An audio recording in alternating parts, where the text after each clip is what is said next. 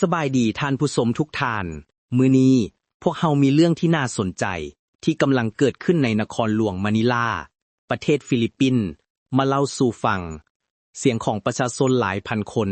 ที่กำลังฮ้องดังก้องอยู่ตามท้องถนนพวกเขากำลังเดินขบวนเพื่อเรียกร้องให้มีการเปลี่ยนแปลง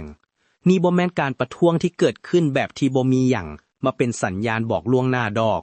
แต่เป็นความบ่พอใจที่สะสมมาหลายปี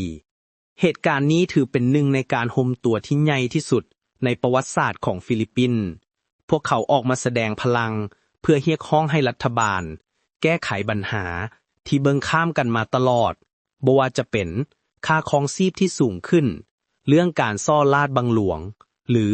ปัญหาด้านสิทธิมนุษย์ที่ถูกมองข้ามไปในช่วงทำอิฐทุกอย่างก็เบิ่งสงบดีเนาะแต่พอเจ้าหน้าที่เข้ามาควบคุมสถานการณ์ก็เริ่มมีความเข็งตึงเกิดขึ้นจนมีการปะทะกันเล็กน้อยแต่สิ่งที่น่าประทับใจแม่นความมุ่งมั่นของผู้ประท้วงที่ยังคงยืนหยัดและบ่ยอมถอยสถานการณ์นี้เฮ็ดให้พวกเขาต้องตั้งคำถาม